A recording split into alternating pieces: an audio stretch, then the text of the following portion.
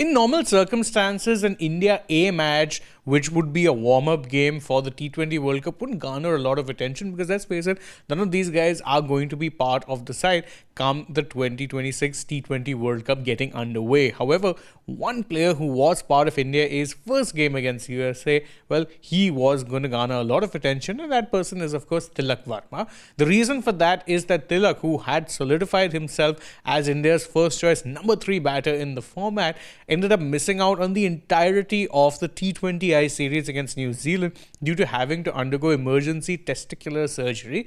Now, he did make it back to full fitness just in time, but of course, there was going to be plenty of attention as to how it is that his performance in this match was going to be. And safe to say, he did not disappoint in the least. Why do I say that? Well, because this was pretty much how his display went in this particular match. He got 38 runs, but it was the strike rate really that really caught the eye, because he was striking it at 158.3, because he got those 38 runs of just 24 balls. And to make things even better afterwards, he managed to pick up a wicket with his part-time off-spin bowling. Now, that wicket might not really count for much in the grand scheme of things. Let's face it, this is a USA team who you would be expected to be handily beaten by any side that India could be fielding, but we know just how much this team likes part-time bowlers or bowlers who can chip in with an over here or there. And we have seen Tilak bowl for India in the past, most notably during the Asia Cup. So it is interesting to see that he got a run out as a bowler as well. And more importantly, he was a live wire in the field, completing a couple of catches too, whilst the India E team registered what was a very comfortable victory. Now, of course, the real question isn't if Tilak is going to be back into the 11. You just know for certain that he will be. But it'll really be a case of who it is that he replaces. Whilst under normal circumstances, you would have said that he'd slot in straight in place of Ishan Kishan.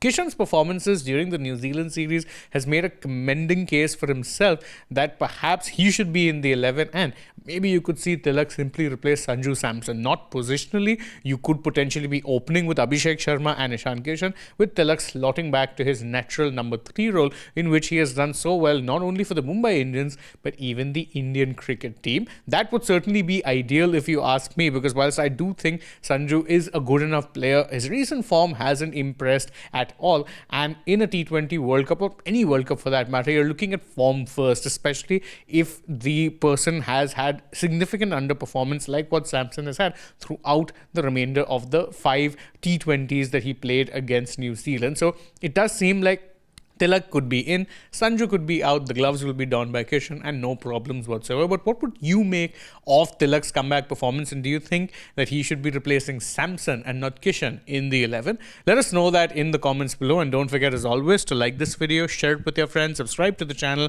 tap that bell icon, follow us also on social media. We're on Instagram, X and Facebook, and stay tuned for more such updates from the world of sport.